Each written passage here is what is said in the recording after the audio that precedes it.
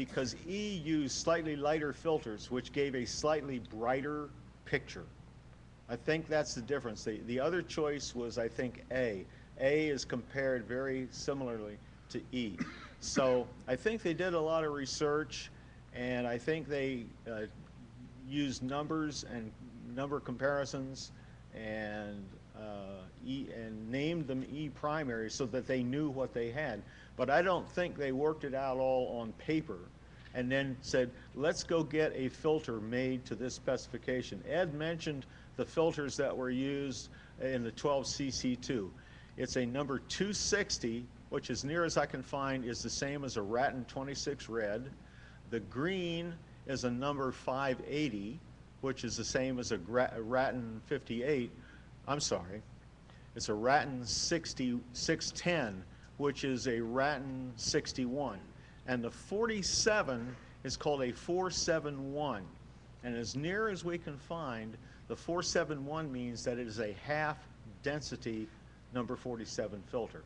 Now, I don't know how close that is to a 47A, which is a slightly lighter Kodak filter, but that's a question I would like to get an answer to.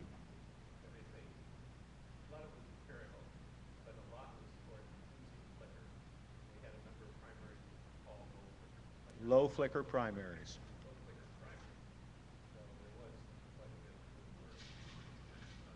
A quick one, Julia.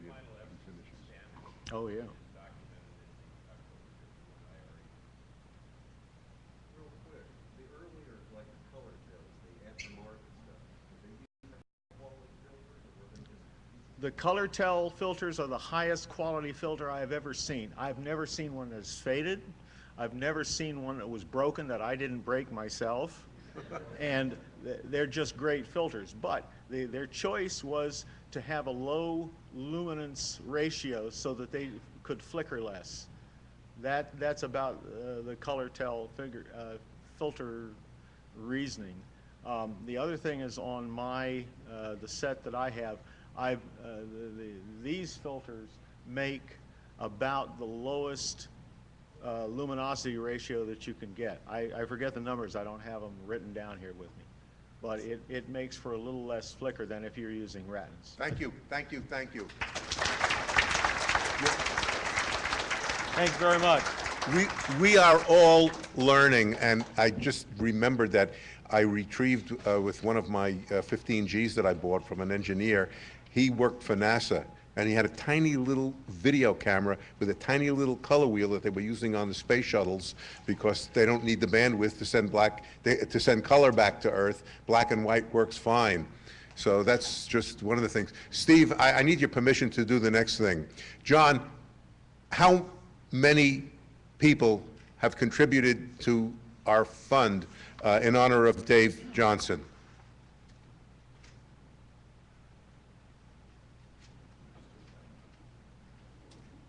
Without your commissions.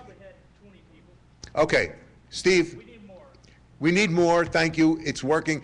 Can we give away those $2 sets on the wall to everybody that contributed at no cost?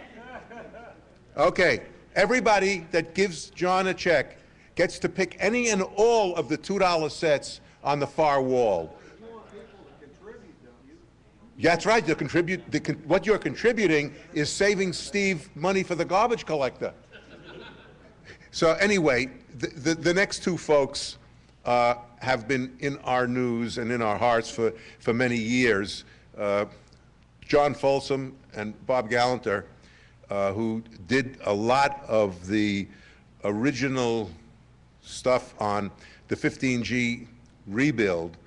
And Bob is a Johnny-come-lately. When he met John, he fell in love with trying to rebuild the 15Gs and spent a lot of time and energy with John working on the project. And like all the crazy collectors, Bob was warned by his accountant, you're going to die broke with a lot of hardware.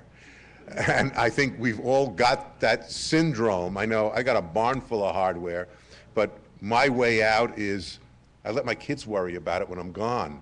I'm not going to worry about it. And Steve promised me that any of the early color sets, he'll help my kids sell to other collectors and keep some of the money for himself, and that's okay with me. So, John, why don't you and Bob come up for your next presentation? Bob's gonna do all the chit chat. You're kidding. Sit here and look good. He's going to take the credit for the 10 years you put into this? All right, Bob, come on. I mean, we're a democratic society here. Let's